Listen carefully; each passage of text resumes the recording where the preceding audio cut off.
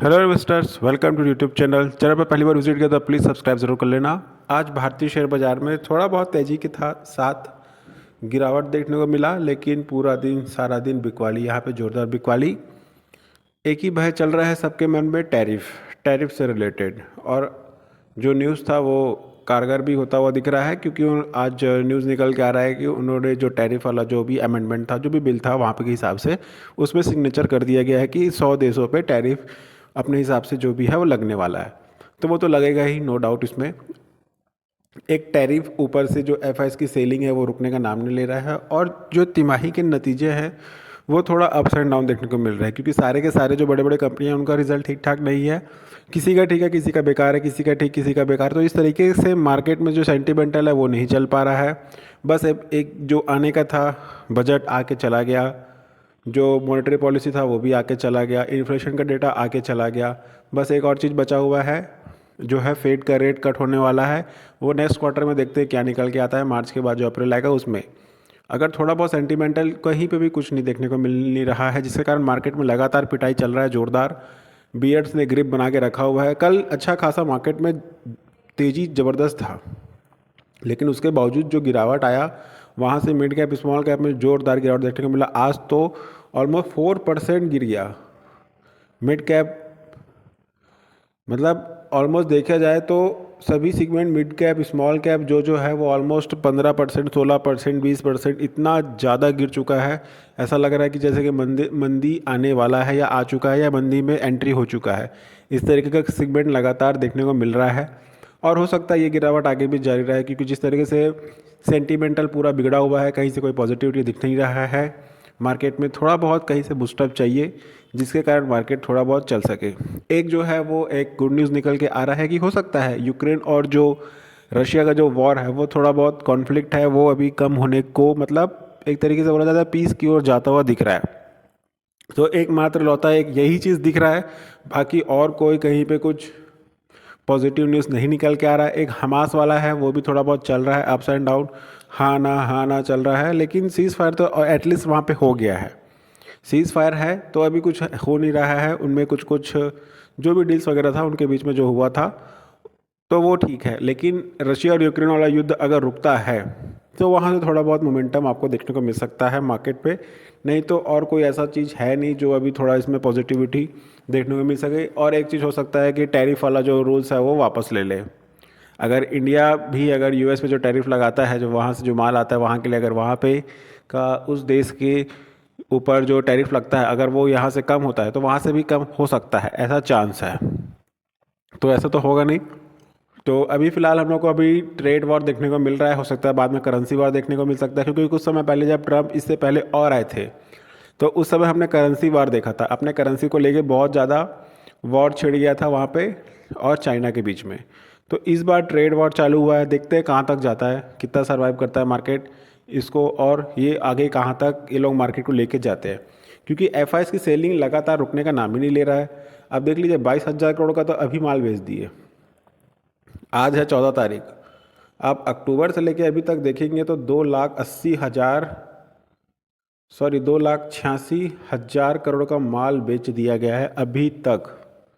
2024 में तो 12 में से 8 महीने तो बेचा ही गया है माल, सिर्फ 4 महीने जो था वो माल खरीदा गया। लेकिन अभी तो शुरुआत के 2 महीने तो आप पकड़ लीजिए कि ये तो गिरावट पे जा रहा है, और पिछला महीना भी अच्छा खासा बिकवाली था। इस महीने तो अभी तक बिकवाली 22,000 करोड़ पहुंच चुका है, इसमें भी 30-40 तक जाएगा ऐसा लगा जिस हिसाब से बिकवाली चल रहा है। लेकिन डीआईस लगातार माल उठा रहे हैं, कल के सेशन में भी, उसके पहले वाले सेशन में भी जितना एफआईज ने बेचा उसके डबल माल डीआईज ने उठाया है। और जनवरी में जो एसआईपी का डेटा आया है वो भी अच्छा खासा देखने को मिल रहा है। तो डीआईज के पास कैश फ्लो जितना अभी देख सकते हैं कितना बचता है अब, क्योंकि वो लगातार माल खरीदे पे खरीदे जा रहे हैं। अब उनके पास भी तो एक कैश होगा जो भी लिमिटेड होगा।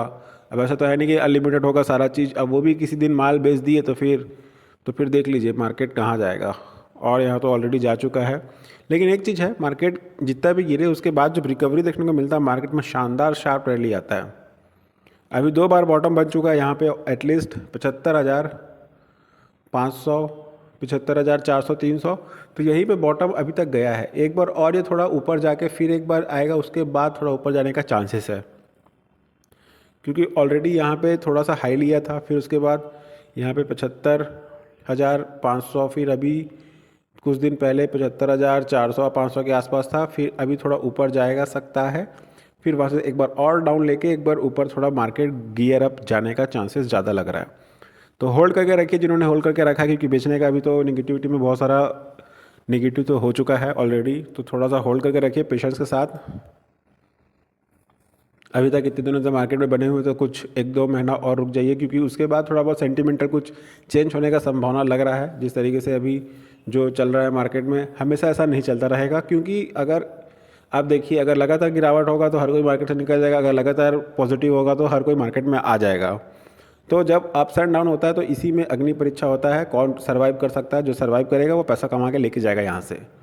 तो इंडेक्सेस देखते हैं। BSE देखिए गिरावट, निफ्टी मिड कैप में देखिए 4%, स्मॉल कैप में भी 3.5% जोरदार गिरावट है, और ड्यूरिंग द मार्केट सेशन तो 4% तक चला गया था स्मॉल कैप।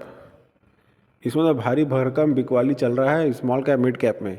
BSE 100 200 में 1%, मिड कैप देखिए 2-2.5% से ऊपर है, और स्मॉल कैप तो 3.5% के आसपास चला जा चुका है। बैंकेक्स 0.5%, PSU 2.5% के ऊपर है। टेक में थोड़ा सा ठीक ठाक देखने को मिल रहा है, क्योंकि जिस तरीके से बिकवाली और गिरावट है उसमें यहाँ पे थोड़ा ठीक देखने को मिल रहा है। ऑटो में तो 1.5%, 3% के आसपास, 2.5% के आसपास। देखिए कोई भी इंडेक्सेस 13 सेक्टर्स में से कोई भी ग्रीन नहीं है, सारे के सारे लाल हैं आज।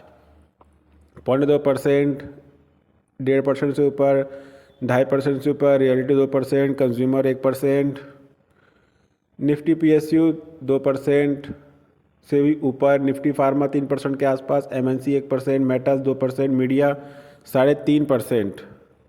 IT में थोड़ा बहुत इम्पैक्ट है, बाकी ठीक है। इंफ्रा में देखिए 1.25% से ऊपर, FMCG 0.5% के आसपास, एनर्जी 2.5%, ऑटो 1.4 और बैंकिंग में भी 0.61% के साथ क्लोजिंग लेता हुआ सारा इंडेक्सेस। तो इस गिरते हुए भयानक माहौल में कुछ टॉप गेनर्स देखते हैं जो इस अगेंस्ट द मार्केट जाके थोड़ा टॉप गेनर रहे। सबसे पहला है ग्रोवर लीजिंग फाइनेंस 9%, एडिल्को housing 6%, Riddhi steel tube 9%, Coral Laboratories 8.5%, Blue Chip Tex 7%, Aarti drugs 4%, city pulse multiventure 7%, Valiant Organic 9.5% से ऊपर का शानदार तेजी, Nile 6%, LKP finance 6%, Cochin Malabar 6%, forging 4.5% से ऊपर का तेजी है, शानदार कंपनी है। टाम्बोलिस industries 5%, Glance finance 5%, SV global 5%, एफकॉम होल्डिंग शानदार कंपनी है, 5% का शानदार तेजी, हाल ही की लिस्टेड कंपनी है और जोरदार ऑर्डर मिला हुआ है अच्छा खासा, इसको तो रेडार पे रख लेना एटलीस्ट।